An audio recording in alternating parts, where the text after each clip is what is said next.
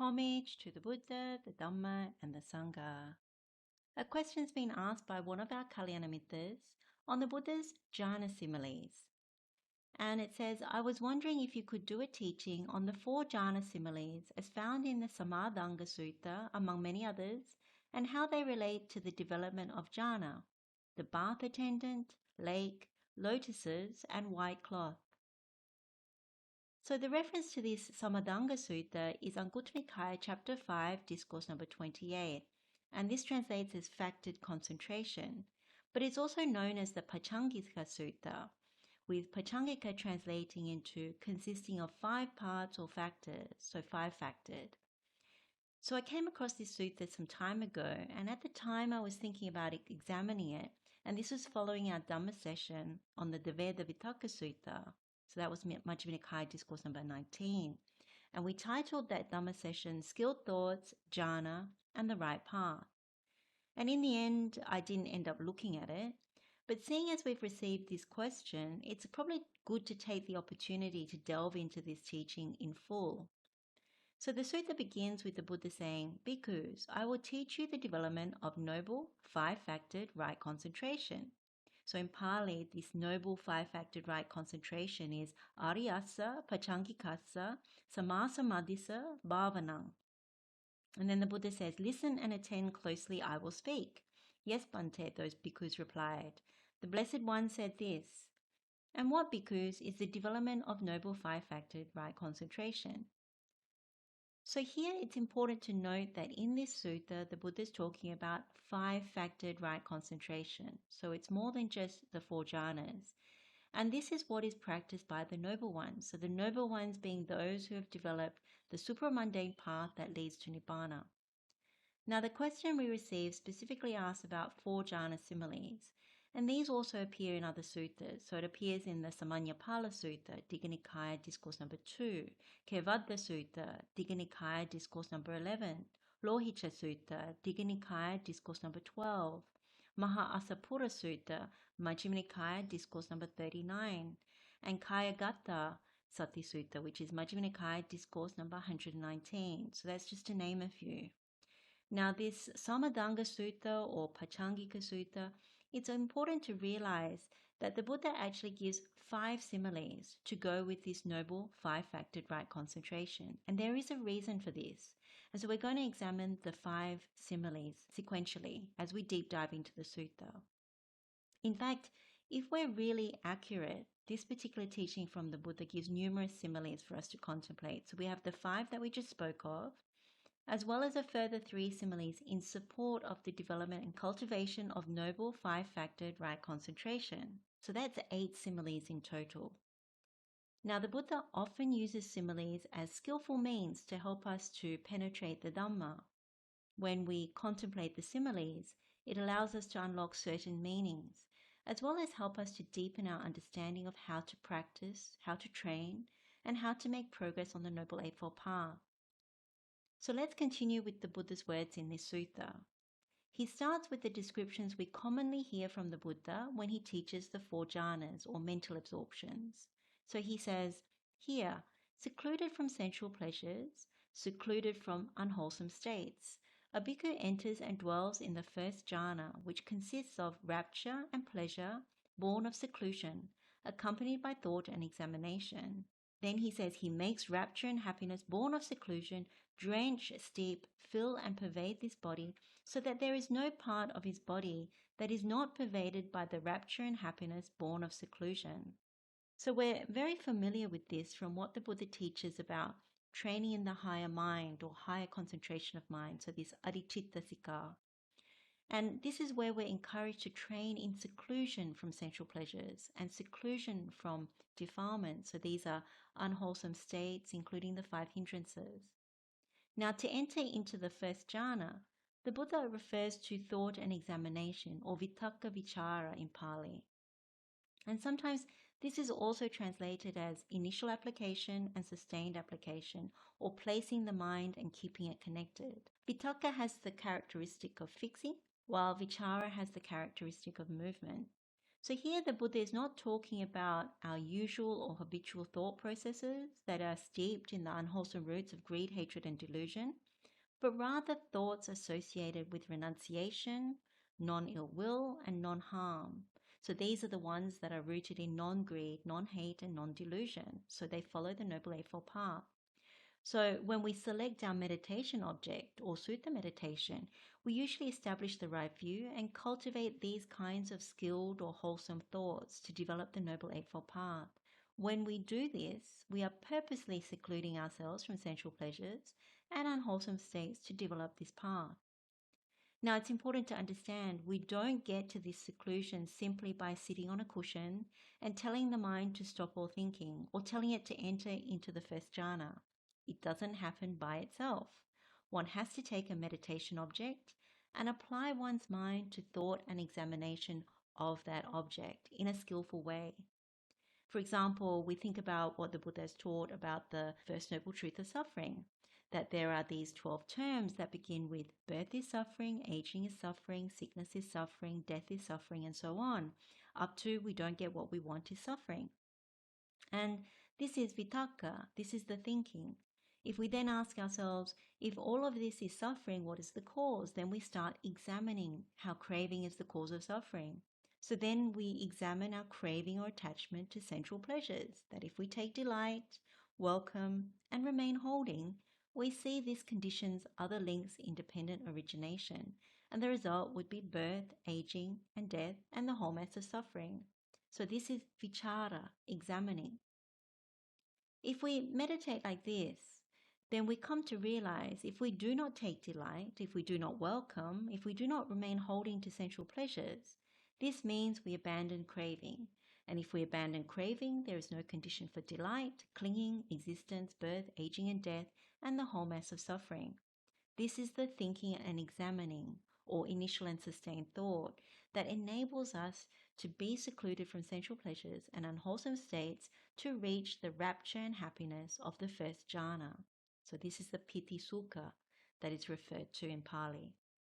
We can also take other meditation objects as well. So we can take 32 parts of the body to contemplate, or repulsiveness of food, or the 4 great elements. And if we perceive the foul nature, that it is repulsive rather than beautiful or attractive, then this also helps us to establish the right view and overcome whatever sensual desires may have arisen. And it's with this wisdom or insight we strongly develop thoughts of renunciation, non-ill will, and non-harm. In this way, we also reach the piti sukha, or rapture and happiness, of the first jhana. We can also contemplate the mental stains using the Vatopama Sutta. And when we see that the dukkha is what is rooted in greed, hatred, and delusion, then we see that our minds are heavy and sinking, and we can expect an unhappy destination. When we abandon these mental stains in our meditation, we are able to develop more wholesome states, and in this way we also reach the rapture and happiness of the first jhana. So then the Buddha gives this first simile. Just as a skillful bathman or a bathman's apprentice might heap bath powder in a metal basin and sprinkling it gradually with water would knead it until the moisture wets his ball of bath powder, soaks it, and pervades it inside and out. Yet the ball itself does not ooze. So too, the bhikkhu makes the rapture and happiness born of seclusion drench, steep, fill, and pervade this body, so that there is no part of his whole body that is not pervaded by the rapture and happiness born of seclusion. This is the first development of noble 5-factored right concentration. So with this first simile, the Buddha is giving us a very visual image of how we develop the first jhana. In this simile, he starts with an external process of a person preparing bath soap, taking the bath powder, gradually sprinkling water, kneading it, wetting it, and soaking it, until it reaches a consistency or texture that is thickened and well developed without anything oozing or seeping out. In a similar way, we take our meditation object and we apply vitakka vichara as thoroughly as we can to establish right view and develop wholesome states so that we can achieve seclusion from sensual pleasures and unwholesome states. The rapture and pleasure of the first jhana concentration is born of this seclusion. So I highlight the external process with this simile because later on we will see the other similes refer to internal processes without external input. So if we've done this well, then it is like this person who has prepared the bath soap well, where the consistency is just right. This is where we have contemplated applying vitakka vichara, this thought and examination, to our meditation object. We've done that really, really well. And the insight from this becomes very strong. And that's how we enter into the first jhana, concentration. And we experience rapture and happiness of the first jhana, born of seclusion, suffusing the whole body. For some of us, this is experienced as goosebumps or tingles throughout the body, sometimes as heightened rapture flowing around the body, where everything feels activated and pleasurable. It can also start from the top of our head as tingling and then kind of flow downwards. On the other hand, if we haven't done this well, then even if we reach the first jhana, we may not have prepared the mind sufficiently enough in order for rapture and happiness to suffuse the whole body. Or our effort has been weak, or we've just gone through the motions with our meditation object and the insight is not triggered, or the insight itself is weak, or unwholesome states of mind such as the 5 hindrances that quickly re-enter the mind, making it wobble so we can't sustain the concentration, or some other reason. Whatever the case may be, the outcome is we're not able to sustain the first jhana, and so we fall from it. So this is like preparing the bath soap, which does not have the right textural consistency, that is thick and well developed, so that after a little while it starts to ooze or seep out. So if you can't reach the first jhana, or you reach it for a short time, then you bounce out. And that's when you need to apply more effort to your meditation object. So the takeaway here with this simile is to ensure that we prepare the mind really well, using this process of thought and examination, vitakka vichara, just like the well-prepared bath soap, in order to reach the first jhana, making sure that the rapture and happiness of the first jhana fills and pervades the whole body, and we can maintain that concentration level.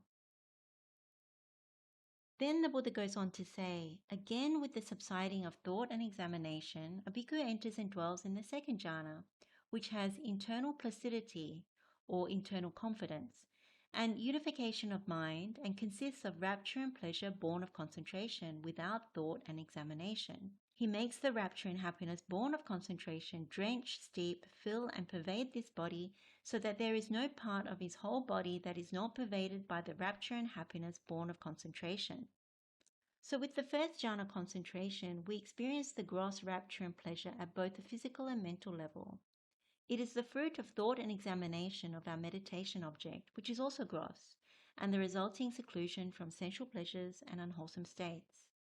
So having attained to the first jhana, we now want to reach the second jhana.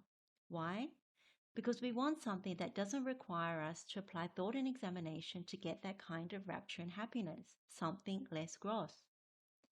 With the attainment of the second jhana, concentration, our mind settles with inward serenity or calmness.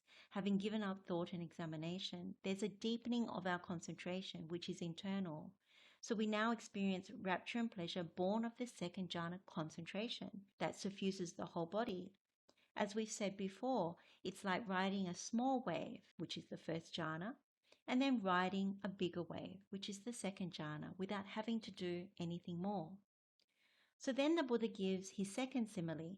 Just as there might be a lake whose waters welled up from below with no inflow from east, west, north or south, and the lake would not be replenished from time to time by showers of rain, then the cool fount of water welling up in the lake would make the cool water drench, steep, fill, and pervade the lake, so that there would be no part of the whole lake that is not pervaded by cool water. So too, the bhikkhu makes the rapture and happiness born of concentration drench, steep, fill and pervade this body, so that there is no part of his whole body that is not pervaded by the rapture and happiness born of concentration. This is the second development of noble 5-factored right concentration. With this second simile, the Buddha is giving us another very visual image of how we develop the second jhana. So in this simile, he describes a lake, and how its waters well up from below with no inflow from any direction nor replenishment by rainfall.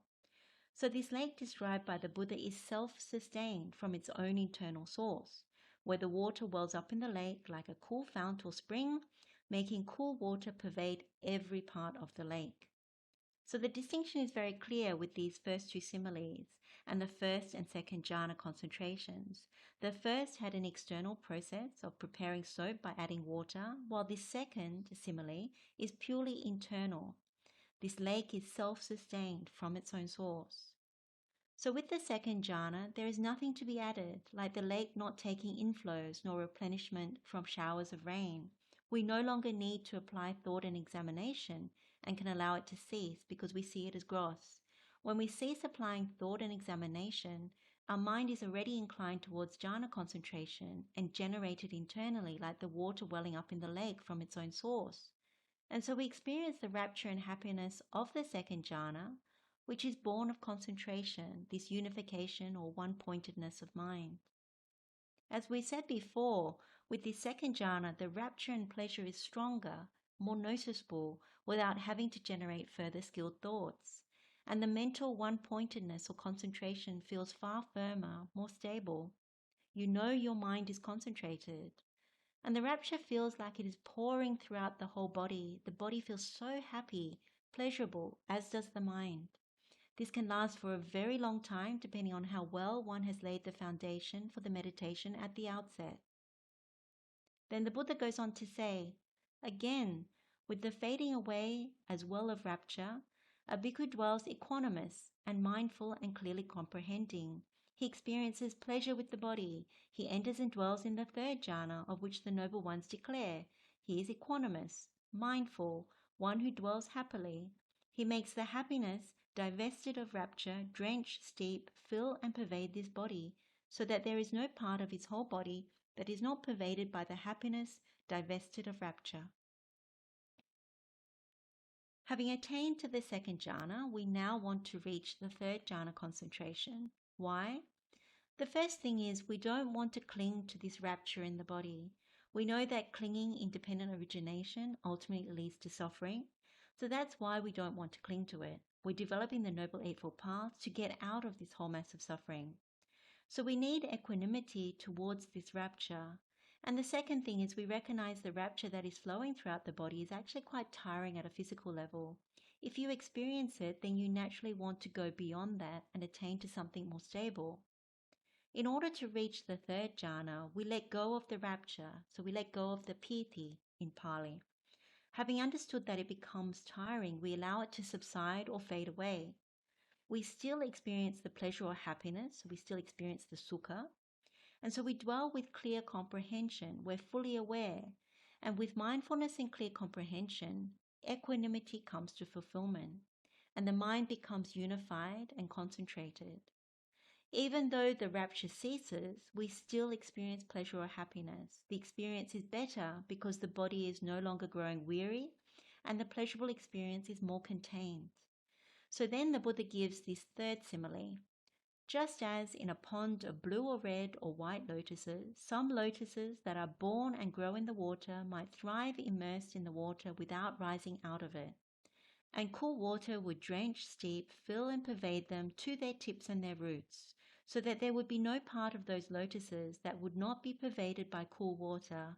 So too the bhikkhu makes the happiness divested of rapture drench, steep, fill and pervade this body, so that there is no part of his whole body that is not pervaded by the happiness divested of rapture.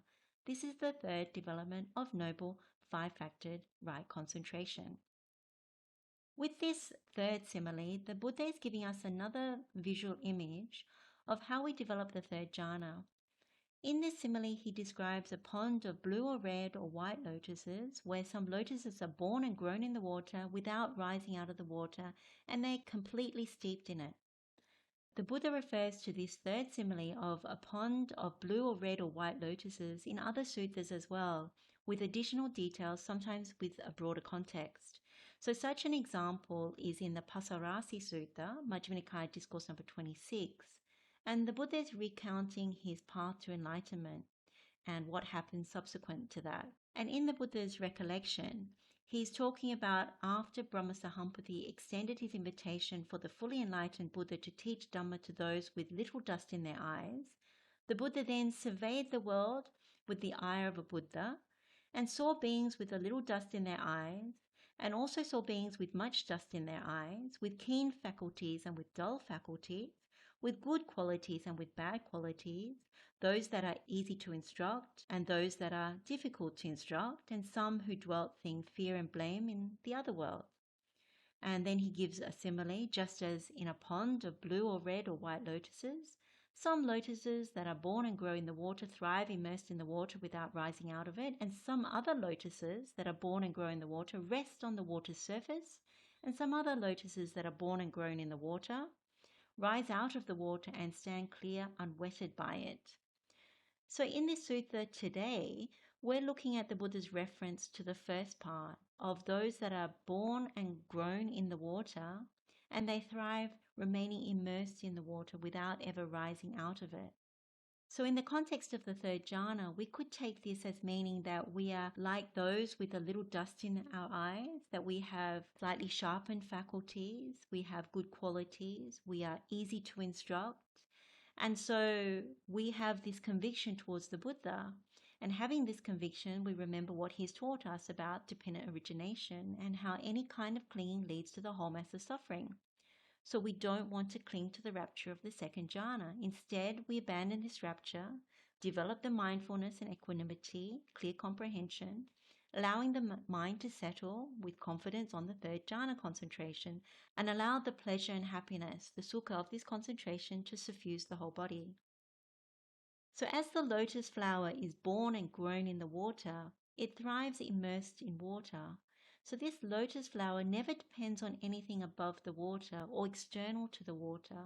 The whole flower from tip to root is completely surrounded by water. So similarly, the development of the third jhana concentration is born and grown out of the first and second jhana concentrations. Nothing external is needed. And once we reach the third jhana, we allow it to suffuse the whole body. So this is similar to the submerged lotus flower.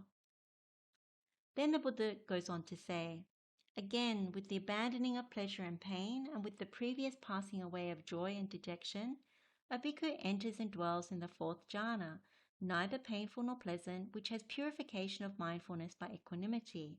He sits pervading this body with a pure bright mind, so that there is no part of his whole body that is not pervaded by the pure bright mind. So again, having attained to the third jhana, we now want to reach the fourth jhana concentration. Why? Because there is still instability with the third jhana. We haven't fulfilled mindfulness because of the pleasure we're still experiencing in the third jhana. In other words, if there is this pleasure, there is a lack of mindfulness. When we have pleasure, we forget that there is dukkha, there is pain or suffering. So in the third jhana, we still fluctuate as a result of this. What we realize is that we need to give up the pleasure, to go beyond both pleasure and pain towards something better, more stable, which is neither painful nor pleasurable feeling, a dukkha sukha vedana, where our mindfulness is purified by equanimity and we experience unification of mind. And that is the fourth jhana concentration. So then the Buddha gives his fourth simile. Just as a man might be sitting covered from head down with a white cloth, so that there would be no part of his body that is not pervaded by the white cloth, so too the bhikkhu sits pervading this body with a pure bright mind, so that there is no part of his whole body that is not pervaded by the pure bright mind. This is the fourth development of noble five-factored right concentration. With this fourth simile, the Buddha is giving us another visual image of how we develop the fourth jhana. In this simile, he describes a man completely covered from head to toe with a white cloth. The white cloth is meant to represent the purity and brightness of the mind that we achieved having reached the fourth jhana concentration. And really there's not much more to add about this simile, as it's really quite self-explanatory. The pure bright mind is really the culmination of having understood Dhamma correctly. It's what the Buddha would call noble right concentration. The mind feels concentrated, it's alert, it's stable. There's nothing outside of the concentration that can grab our attention. Everything has stilled or calmed. We can remain in fourth jhana concentration for a very long time without any effort. So in the process of developing the 4 jhanas, we can recognize the flaws in the other jhana concentrations. And we've given up many things to get to this purity. One could say in the 4th jhana, there is nothing that is impure or blemished. There is no lack of mindfulness. Instead, like the white cloth covering our body from head to toe, our whole body is pervaded with purity, mindfulness, and brightness. So this brightness is also sometimes phrased as luminosity or radiance. So the brightness or luminosity in the mind comes from wisdom, or the insight we've gained as we've developed the 4 jhanas. After we have developed the 4th jhana, the Buddha then expands further to the 5th and final factor of this noble 5-factored right concentration. And he says, again, a bhikkhu has grasped well the object of reviewing, attended to it well, sustained it well, and penetrated it well with wisdom. So here the Buddha does not say we have come out of our meditation, so we are still in our meditation in that high concentration level. So let's look at this 5th factor.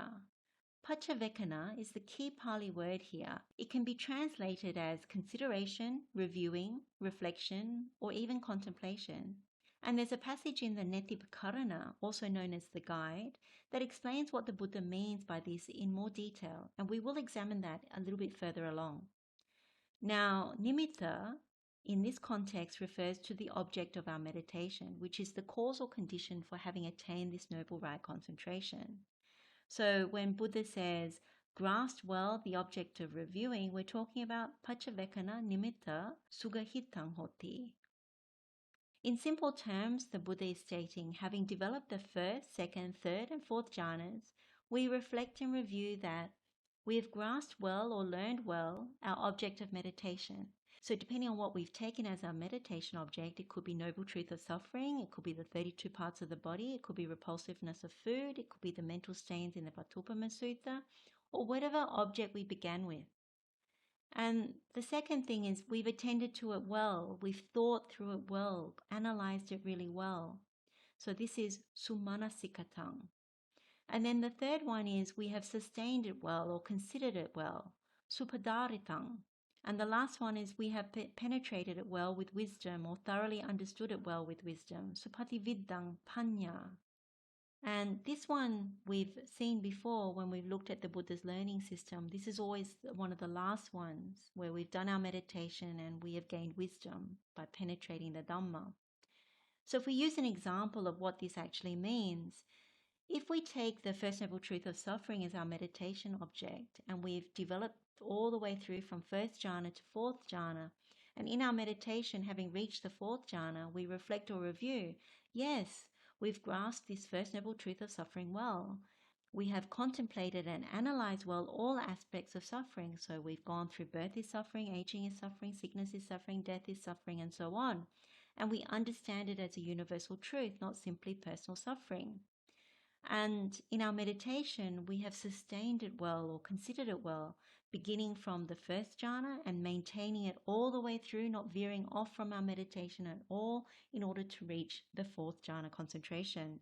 And therefore, we have penetrated it well with wisdom, having gained insight, thoroughly understanding the truth as it really is, seeing that we are in a cesspool. We didn't know we were in this, but having glimpsed something outside of it, reaching the jhanas, we now want complete liberation from the cesspool. So this idea about penetrating it well with wisdom is much deeper than what we actually achieve in our meditation as trainees. If you think about the Arahant who has completely penetrated the Dhamma with wisdom, an Arahant would fully understand with wisdom. And in our case, we are learners or trainees, we are seekers. So we penetrate with wisdom up to a certain point. So for example, we might understand some aspects of the Noble Truth of Suffering really well in our meditation. So we might have genuinely penetrated aging is suffering, sickness is suffering, and death is suffering. But there may be other parts that we gloss over, like birth is suffering part, or maybe separation from what is beloved is suffering. Maybe we gloss over that, so we haven't fully penetrated it. So it's really important to also take away from this that developing the Noble Eightfold Path, which is our meditation, it really means developing our understanding of insight into the Dhamma really, really well. And so if we have noble attainments such as path and fruit, then there is proof of having penetrated with wisdom. So, for example, the non-returner has penetrated, not coming back into a mother's womb. That insight or wisdom, having attained path and fruit of non-return, means that cannot be taken away from such a person. It cannot be lost. So let's now examine the Neti Pakarana, and that will help us to get this deeper understanding of reflecting and reviewing this Pachevikana in Pali. Firstly, it begins by saying the fourth jhana possesses the 8 factors of the Noble Path, and the mind is quite purified, quite bright, unblemished, rid of imperfection, malleable, wieldy, steady, and attained to imperturbability.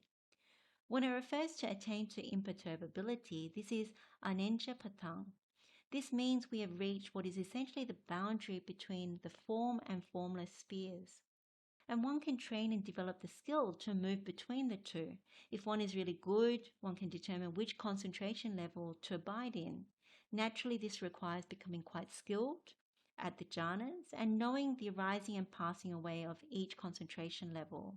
So in simple terms, form is what brings us out of formless attainments. But if we're able to maintain equanimity in the mind, we won't fall below the 4th jhana when we come out of, say, for example, space is infinite. And if we're skilled, we can go between the 4th jhana concentration level and go into space is infinite, go higher to consciousness is infinite, and keep climbing all the way to neither perception nor non-perception, and come all the way down. We know when the Buddha experienced parinibbana, this is what he was doing. He went up and came back down, and he passed away from the 4th jhana concentration. Now, as some of you will know from our offline study of the Anenjasapaya Sutta, which is the Sutta on imperturbability, this is Majjhima Nikaya Discourse number 106, we can also train using the Buddha's instructions in that sutta on attaining into the imperturbable and training at that skill. Now, the Neti Pakarana then says, when that mind is quite purified, it is quite bright. When quite bright, unblemished. When unblemished, rid of imperfections. When rid of imperfections, malleable. When malleable, wieldy. When wieldy, steady. When steady, it is attained to imperturbability. As we've highlighted in our session in the Tevita Vitakka Sutta, 4 faculties have ceased. These are dukkha indriya, so this is the physical pain faculty. Domanassa indriya, so mental sadness faculty. Sukha indriya, this is the physical pleasure faculty. And somanassa indriya, the mental joy faculty. And so what remains is this upekkha indriya, or the equanimity faculty. If we then focus on the formless sphere, something such as space is infinite, as being more peaceful than the 4th jhana concentration, we start to perceive the 4th jhana concentration as being gross. And with perception of resistance, which is patighasañña, we reach towards the higher attainment. And so when we go beyond form, we reach the base of infinite space, and this perception of resistance falls away when we reach the formless sphere, and we become aware that space is infinite. So the mind is concentrated in this formless attainment. The brightness or luminosity of the 4th jhana disappears, and we no longer see any forms.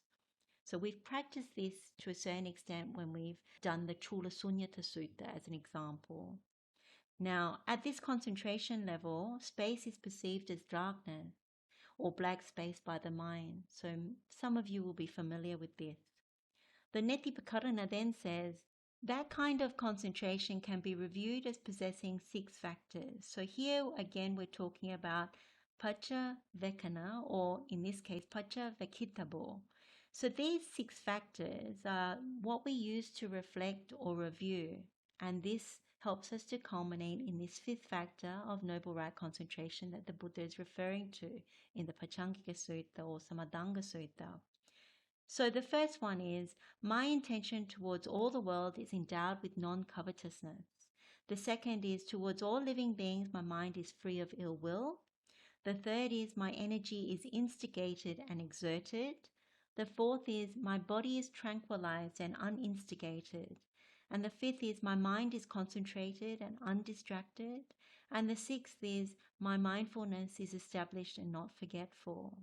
So what's important here is the distinction between achieving the concentration level, which is what we do when we get to the 4th jhana and above, and then reflecting and reviewing so that we actually know what we have achieved by this concentration level, that it has these attributes or qualities. If we're not able to reflect or review in this way, then the Buddhists would say we haven't reached the right concentration in the correct way. So let's look at these 6 different factors that we review or reflect on. So the first one is my intention towards all the world is endowed with non-covetousness. So with this first factor, we see there is no covetousness, wishing for something in the world to be mine. At this concentration level, we have strongly established the right view, so we're not clinging to anything. So when we review, we see there is a genuine intention towards the world that is endowed with non-covetousness, this anabija, and it's free of covetousness. So we review and we know this to be true, and we know it is kusala. We are happy with this knowledge. Then the second one is, toward all living beings, my mind is free of ill will. With this second factor, when we review, we can genuinely see that our mind is free of ill will towards any living being at this concentration level. We check and review and know this to be true, and again, it is kusala. And then the third one is, my energy is instigated and exerted. And with this third factor, when we review, we see that, yes, we did instigate or arouse energy to begin the meditation and to develop it. And we thoroughly exerted energy throughout the meditation to now reach this high concentration level. So we review and know this to be true. And again, it is kusala. So it's similar to doing well in an exam. We look back and we review and we think, oh yes, we did arouse energy to study. We kept up with our studies. And by the time we took the test, we had thoroughly exerted energy towards the studies. And so we achieved a good result. So it's a bit like that. And then with the fourth one, my body is tranquilized and uninstigated. So this refers to passaddhi in Pali. And with this fourth factor, when we review, we recognize at a physical level, there is tranquility. The body is not disturbed. It's not troubled. There's no burning with greed, hatred, and delusion. Instead, it's tranquilized and cooled. When we review and know this to be true, again, it is kusala. Then the fifth factor is my mind is concentrated and undistracted. So the fifth factor, when we review, we know the mind is concentrated. So we know it's free of any distractions or disturbances, and the concentration is very strongly established. So again, we know this to be true, and it is kusala, and we're happy about it. And then the sixth one is my mindfulness is established and not forgetful. Now, when we look at this sixth and final factor to review, we can see that up to the third jhana concentrations, there was still forgetfulness. In Pali, this would be called mutasati. And this was due to the rapture and pleasure that we experience at those levels. So if you remember what we said, when it is there, rapture and pleasure, we forget about dukkha. And so this is what makes us forgetful. But when we reach the fourth jhana concentration, our mindfulness is established and it's purified by equanimity. So it is free of forgetfulness. So again, when we look at being in the fourth jhana or above, we know this to be true, and it is kusala. So those are the 6 factors to review from the Neti Pakarana that fulfills this Pachevikana in Pali, this reviewing or reflecting. So the mind is happy when we review the development of the jhana concentrations that we possess these 6 factors. Now, if one were to ask why these 6, well, you can see that it is about checking that we have developed the non-greed, non-hatred, and non-delusion path. So the first 2 are about non-covetousness and non-ill will. So that's the non-greed and non-hate path. That's the first 2 factors. And then the last 4 factors point to the enlightenment factors. So when we review in this way, we can see that we have activated and are supported by the enlightenment factors of energy. So virya bojjhanga, tranquility, passaddhi bojjhanga, concentration, samadhi bojjhanga, and mindfulness, sati bojjhanga. They're active. And in our meditation to get to this higher concentration level, this noble right concentration, we've also developed the others too. The investigation of Dhamma, Dhamma Vichaya Bojjhanga. This is how we started the meditation. We needed to investigate the Dhamma. We also have the rapture, which is Piti Bojjhanga, so we experience this at the first and second jhana. And we also have equanimity, the Upekkha Bojjhanga, and this is how we reach the 4th jhana. So the enlightenment factors support what the Buddha calls noble right concentration, and these are very, very important. If we don't have the enlightenment factors, then we have the 5 hindrances. In suttas such as the Kaya Sutta, this is Samyutta Nikaya, chapter 46, discourse number 2, as an example, you see hindrances and enlightenment factors positioned together. So one is unwholesome, and that is the 5 hindrances and any other unwholesome states.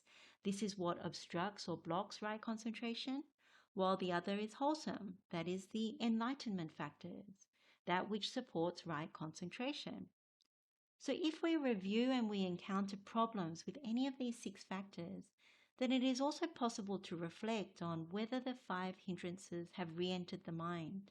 So this is sensual desire, ill will, dullness and drowsiness, restlessness and worry, and doubt. So if we find this is the case, that you run through those 5 hindrances, then we know that the Buddha has taught us the medicines for each of those hindrances.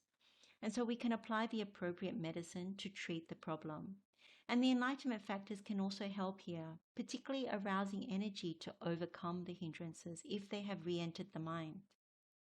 So having developed the jhana concentrations, we would review for these 6 factors to ensure that they are there. Having reviewed and we know they are fulfilled through our concentration, then we know we have developed the 5-factored right concentration of the noble ones.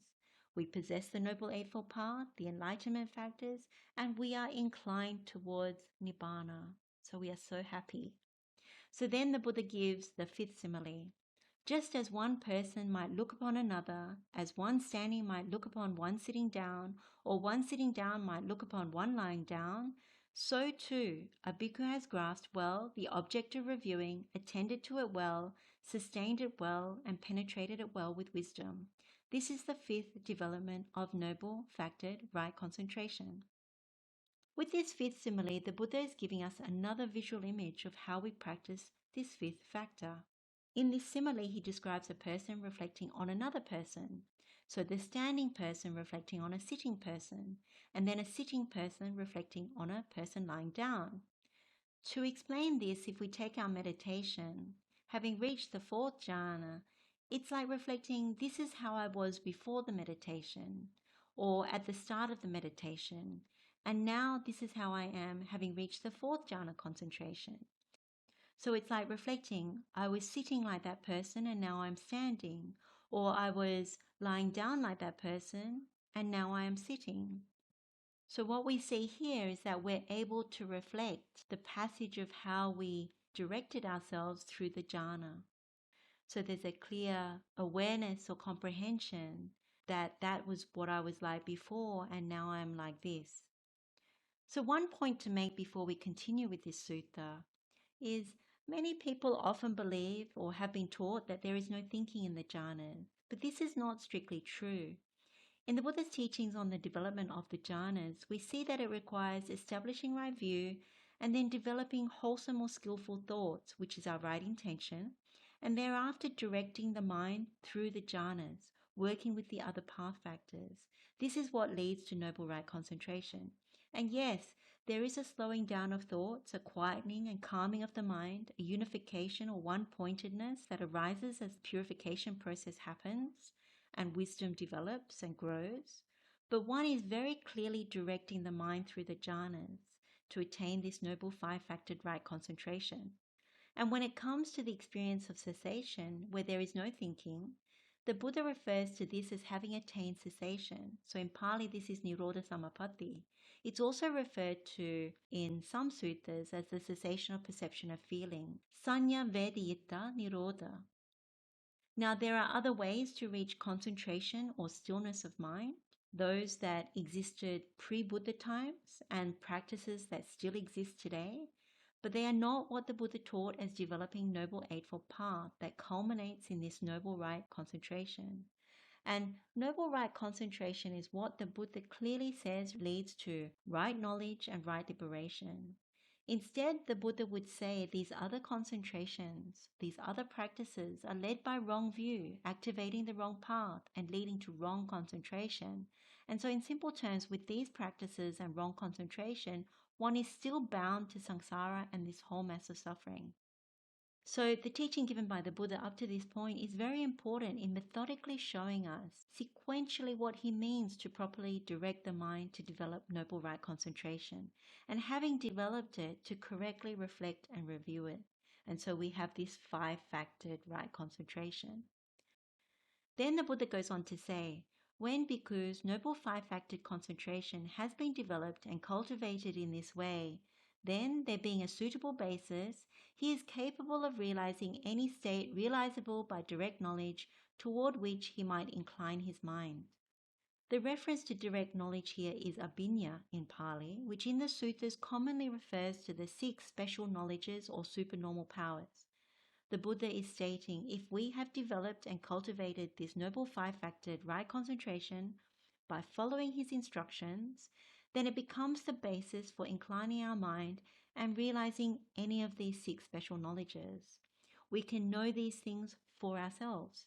And some of us already know this to be true because noble right concentration is purified, it's bright, free of blemishes and imperfections, malleable, wieldy, steady, and it does not shake. So if you want to recollect past lives, it is possible, things like that. So the Buddha gives the following similes for the noble 5-factored right concentration. Suppose a water jug full of water has been set out on a stand, the jug being full of water right up to the brim so that the crows could drink from it. And then he asks, if a strong man would tip it in any direction, would water come out? And of course the bhikkhus answer in the affirmative. So with the noble 5-factored right concentration, we can incline our mind towards any of the special knowledges, and it would go in that direction, just like the jug and the water going in whatever direction it was tipped. And then the Buddha gives his second simile for noble 5-factored right concentration. Suppose on level ground there was a 4-sided pond contained by an embankment full of water right up to the brim so that the crows could drink from it. If a strong man were to remove the embankment on any side, would water come out? And of course the bhikkhus answer in the affirmative. So this one is quite similar to the previous one. And then the last simile for noble 5-factored right concentration that the Buddha gives is, suppose on even ground at a crossroads a chariot was standing harnessed to thoroughbreds with a goad ready at hand, so that a skillful trainer, the charioteer, could mount it and take the reins in his left hand and the goad in his right, might drive out and return wherever and whenever he likes. So too, bhikkhus, when the noble 5-factored right concentration has been developed and cultivated in this way, then, there being a suitable basis, he is capable of realizing any state realizable by direct knowledge toward which he might incline his mind. With this last simile, we get a very strong image of being in the driver's seat, steering or directing our mind in whatever direction we like to realize any of the special knowledges, like the charioteer driving the chariot. We get the idea there is skill, there is mastery and control as the charioteer.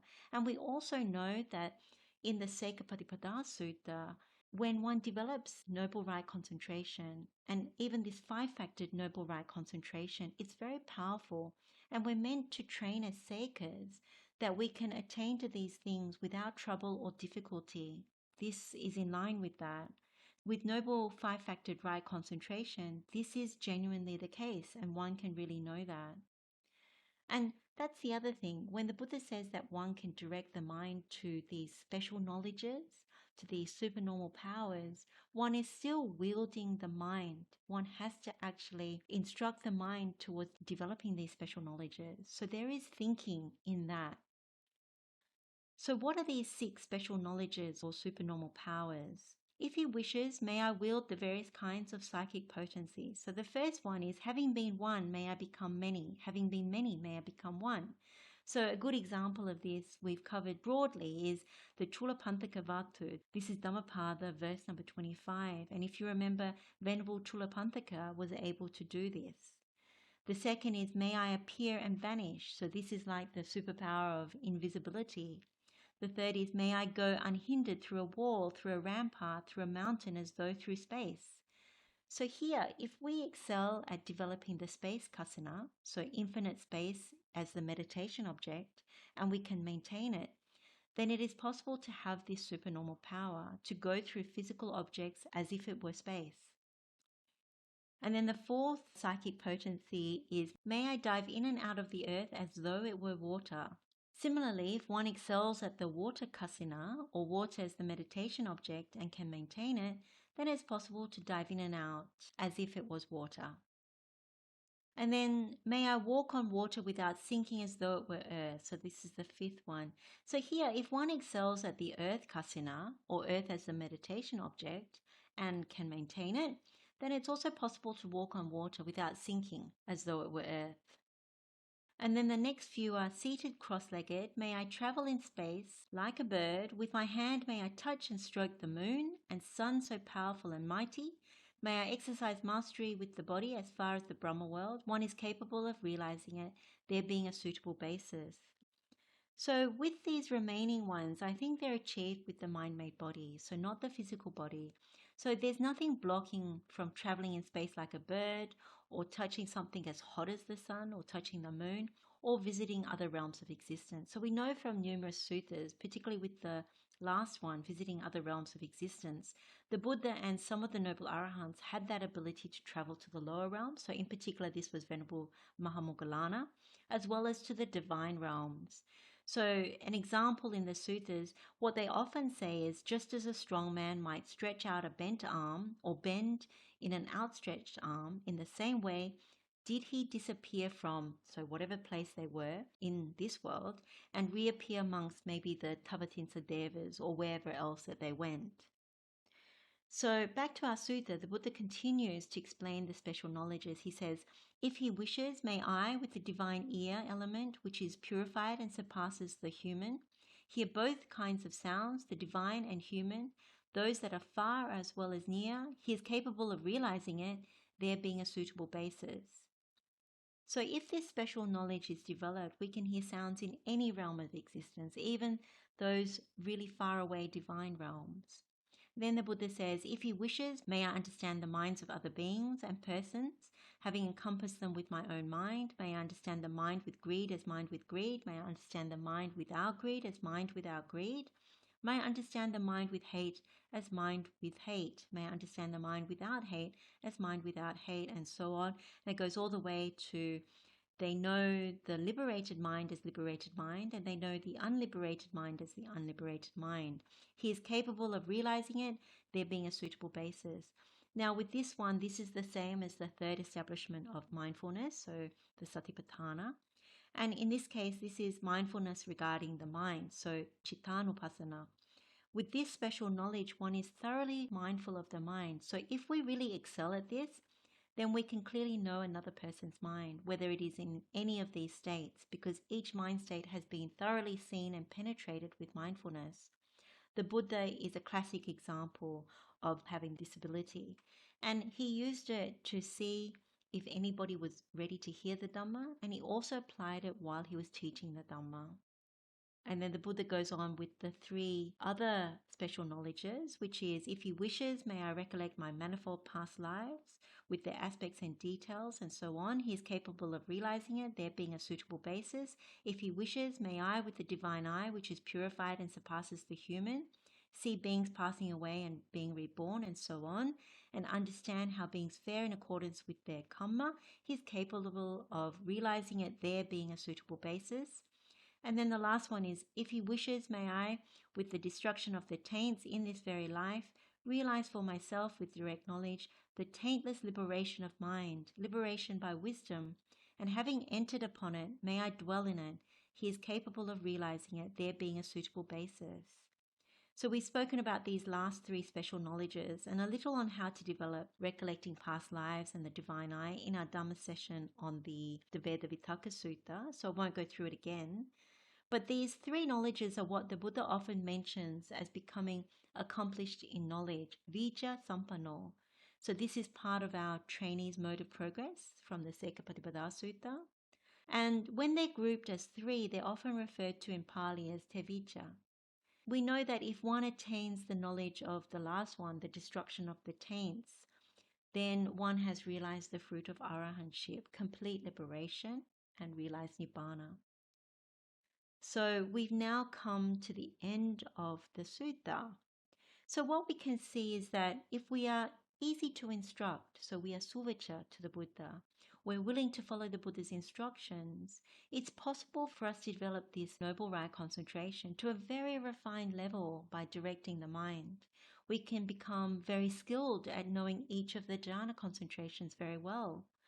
And in doing so, we're able to attain them quickly with no trouble or difficulty, as encouraged by the Sekapatipada Sutta, and that was Venerable Ananda. The Buddha has also done the same thing with the simile of the fortress, and we can move between them effortlessly as well. And we can even attain to the higher formless attainments as well, as we mentioned earlier. By reflecting or reviewing, we know we possess the Noble Eightfold Path, and we're cultivating non-greed, non-hatred, and with the support of the enlightenment factors, non-delusion. So this review and confirmation is so valuable and brings so much happiness and confidence to our practice.